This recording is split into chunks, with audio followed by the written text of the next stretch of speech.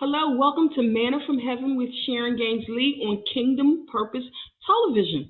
And I'm so glad you joined me today. You're going to be excited about it too. Today I have with me Rebecca Vessel. She's from Trier, Germany. And I have with me Judy Webb, and she is from Pennsylvania. She's from upstate Pennsylvania. And so today we're going to talk about narcissism. I think this is a great topic to talk about, and we're going to talk about it from different aspects. Rebecca is going to talk about narcissism in the workplace. Judy's going to talk about narcissism in marriage, and I'm going to talk about narcissism in the church, because all three of those places are important, and narcissism is present in all of those on all of those sites. So we want to talk about it a little bit, and and I'm sure you can you'll be able to relate to it, and that's what we want. We want it to be relatable, and we want to discuss it because it's not something that you would normally talk about within the church, and we need to talk about it. We don't talk about it within the workplace. We just talk about whether we don't like a boss or we do, or he's so domineering, or we'll say our marriage is horrible, but we don't talk about details about it. And so we need to know how to recognize a narcissist from the very beginning, to be able to know so we can navigate around it. So today we're going to have a calm conversation about it with Rebecca and with Judy and myself. We're going to talk about it. We're going to show you how we were affected by it and how we had to navigate around it. And so come join me and join this Manna from Heaven, Sharon Lee, with Judy and with Rebecca, talking about narcissism. So come on and join me and enjoy yourself. See you soon.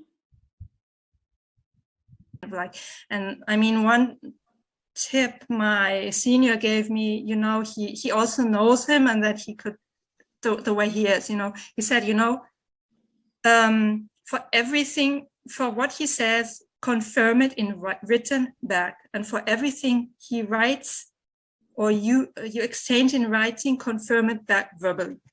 So to have it all settled and communicated and documented. Because this guy would try to twist everything. Right, so even when I said to him, you initially said it only takes half a day. Now I'm at 3 days. But why are you taking so long just to set up this environment for the coding and all?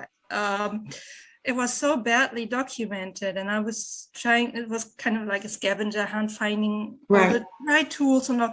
But why? It just takes 5 minutes. I'm like, with this way and the tools that are provided, no way. Rebecca, I have a question for you. What kept you there? What kept me there? So like it was a job or jobs. It has been my job, and now I'm confident enough and made other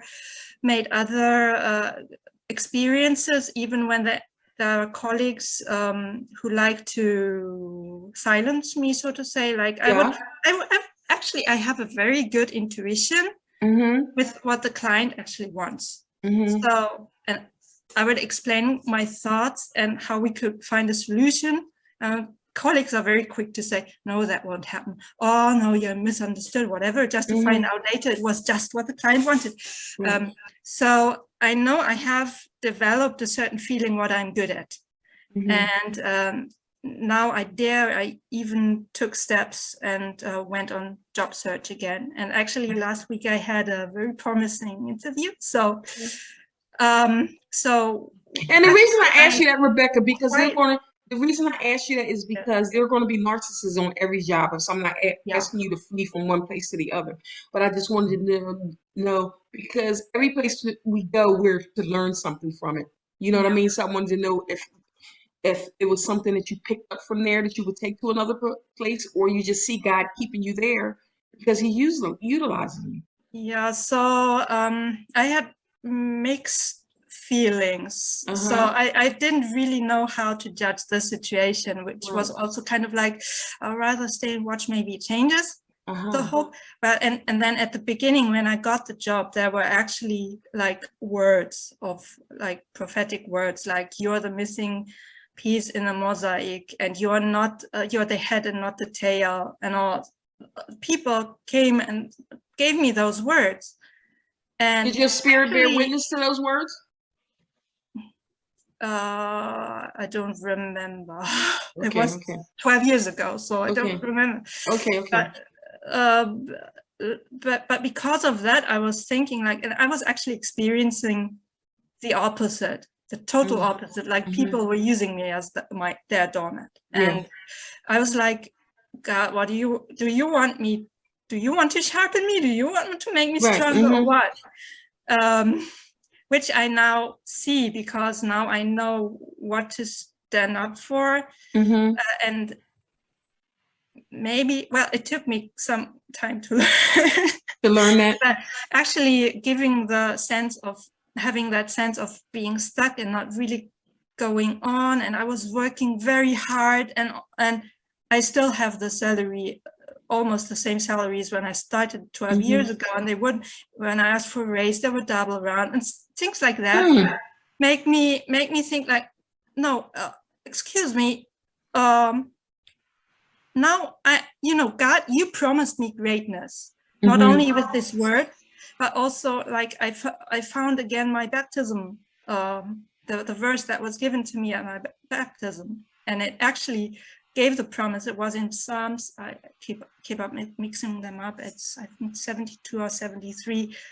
I will lead you through all of those fears, and I will make you great again. So I knew I was kind of, I'm not demanding it from God. I'm like, I'm fed up with being kept small all the time. I know there's much more inside of me. So during the COVID time, I was in home office, which gave me a lot more time. And I started taking courses. I started, actually, I started taking coaching and mentoring. And I'm now in the process of building up an own coaching business. I do have a lot of construction sites myself. So, but my coach keeps encouraging me, you have so much inside of you. You just need to share it with And you know what this reminds me of? It reminds me of what God says in his word. He calls us all things to work together. And sometimes you think that it's always like the good things, but it's the horrible things that happen. God calls it to work together with us. Sometimes those things are stepping stools for us, aren't they? Yeah, it's like you know what? I want to read this real quick, because this is what brought us together about and it says, and you can jump in here after I read it, because I heard a lot in both of what you were saying in this. It says, narcissists don't choose losers. Judy, you could probably relate to this too. Narcissists don't choose looters. They don't choose users. They want fantastic people that make them look good or they can benefit from in some way. So you were deliberately chosen for all the good in you and all the beauty in you. Unfortunately, narcissists are jealous people. And the reason they chose you was the same reason they resent you later. They hate that you have beautiful qualities or have lived a good life before them. Anything that they don't have and never will have. That is partly why you feel like they hate you and resent you. They can't stand to see anyone have more than you. Judy, speak to that. That is so true. Oh my goodness. And I've always been the type of person, I care about people. I just genuinely care about people. And I, from a young age, would send cards to people. Right. And he told me I shouldn't send cards to people because I was talking about him. And I was like, I'm not talking about you. But he forbid me to send cards. And I was just like, you're not going to stop me from sending cards. And every time we would go places and they would be like, oh my gosh, I just love her. She has such a sweet spirit. Oh, I could see how angry he would get. He hated it. So he would always try to do things to make people talk about him, namely giving people money, or, that was a way of manipulating people to make them think, oh, he's just so great, or to be loyal to him. Yes, exactly. Yes. Yes. Yeah. And so anytime I would call him out on something, it was always a fight about something, because he was always right. And no matter what I said, I didn't matter. And the bottom line was he didn't love me because he's not capable of loving anyone. Right. And that's how narcissists are. And, you know, people, instead of sitting him down and saying, you need help, they just allow it to continue. And it's gotten worse and worse. And yeah, so like I was saying before we went off, you know, and he was seeing 3 different women in the church. And so after we got married, I mean, it was just such a big. And Judy, let's say you didn't know at the time that he was seeing those 3 women when you were actually dating, right? Okay. I did not, because he kept telling me that it was a lie. Okay. And I would see things, and when I'd confront him about it, he would tell me it's not true. That's not what you're seeing. And I'm just like, well, I know how I feel. Right. No, he dismissed my feelings as well. So it was all about him, and he continued to do whatever he wanted. And, you know, just continue. So Judy, only in the beginning, because you and I talked a little bit before the podcast, in the beginning, when you were dating early on, what was the only time that you remember him making you feel special? And because that was how he wooed you in, right? Pulled you in? Yes. Yeah. Okay. And that's what they do. And then, you know, it was just always something that I was doing that caused him to be angry. Yeah. So everything was my fault. No matter what, it was my fault. My fault that people were acting the way. My fault that he got angry. Just everything was my fault. And so whenever he actually called me a narcissist. Wow. And so I was like, So I looked it up because I was like, what's Is that why you looked it up? Because he called you that? And I looked it up and I was like, oh my goodness. Thanks for directing me to you. Yes, I started reading up on what they do and how they make you feel. And I was just like, this is exactly what and who he is. Right. And it's just, yeah, I mean, I had so many, and I didn't put everything in my book because it would have probably been another 200 pages. Right. But it was just, that's what he would do. He would buy me stuff, and then he would bring it up whenever, if I didn't do what he wanted me to do. Well, I did this for you and I did that. And I said, you know, when you love someone, you do it and you don't bring it up again. But he brought everything up that he did for me. And he had bought me a car, and I had watched his son for like 18 years who's disabled. So when I got another job in June of last year, I asked him, I said, what about the car? Because it was something he was holding over my head, the car and the job. So if I didn't obey him, he said he would send me a text and say, I'm taking the car and the job. So whenever I got this job, and I'm not going to say where because he doesn't know where I work. Well, he may by now, whatever. But anyway, so I said, what about the car? He said, well, you can keep the car until January and we'll see where things are at. So I said, okay. So I'm working my new job. July 5th comes around. I walk out to go to work. Car's gone.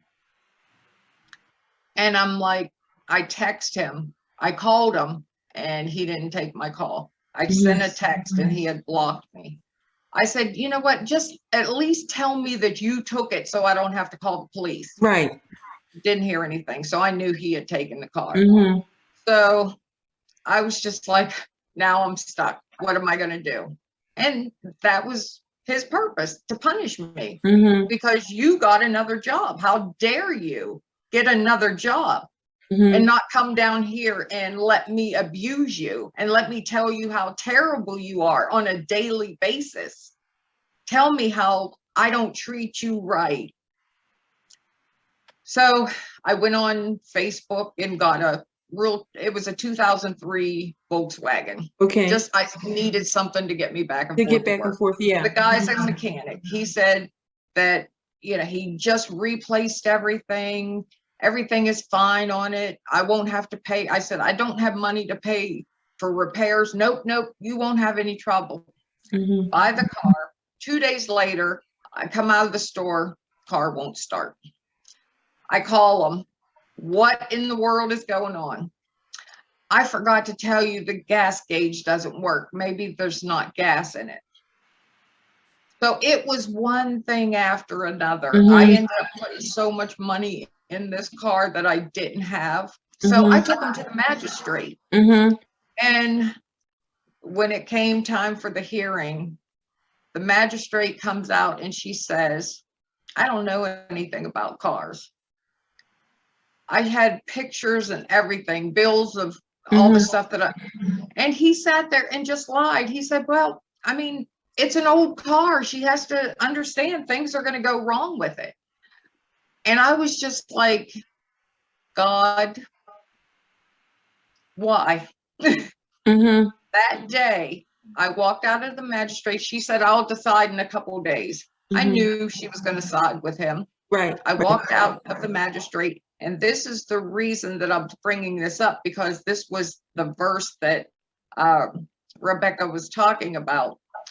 And I heard the words, be not weary in well doing, for in due season ye shall reap if you faint not. I didn't want to hear that. I was ready to throw up my hands and just say, forget it. Why? I've done good. I keep doing good. And this is what happens to me. So my dad had called to see how it went. And I was like, I can't even talk to you right now. I cried like a baby. I was just like, God, what am I doing that is causing so much trouble? I put up with all of this abuse for 18 years. I endured that abuse.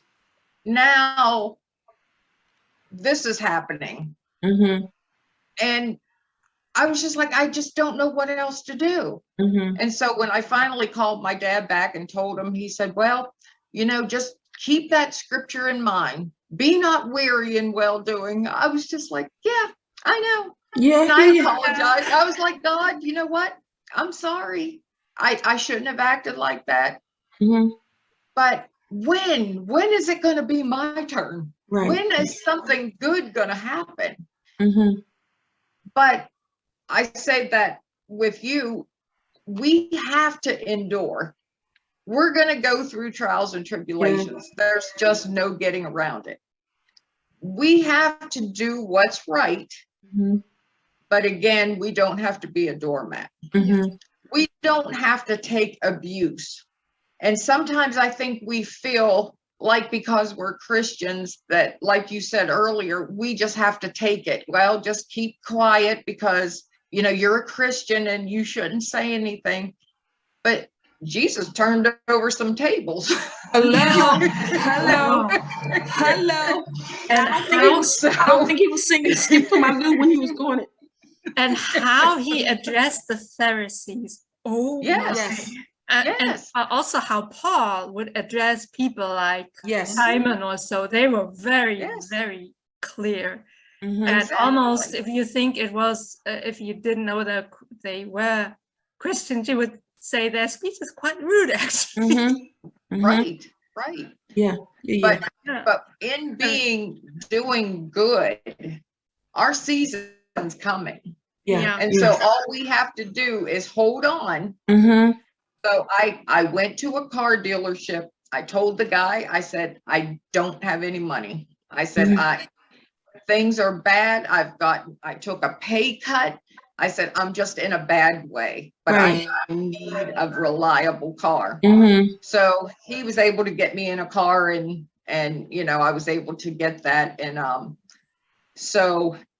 just, I guess it's been a month ago now, a friend of mine, we were having dinner and just talking, and we've been friends for like over 30 some years. We've gone through things, been there to support each other and stuff. And so she had just asked me, how much do you still owe on your car? Mm-hmm.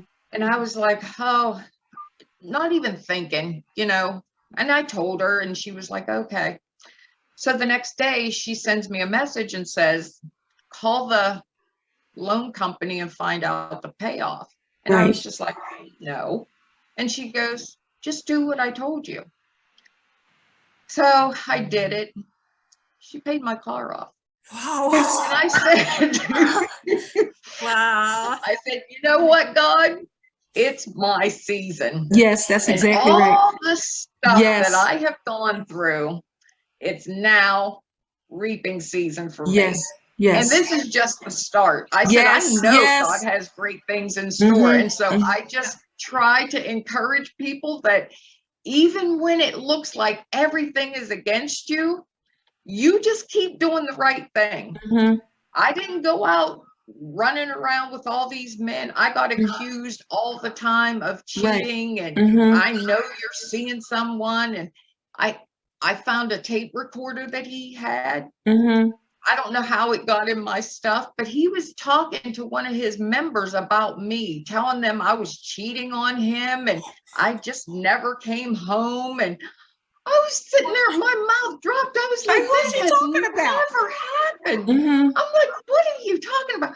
But a narcissist will accuse you Yes, will of what lie. they are doing. Mhm.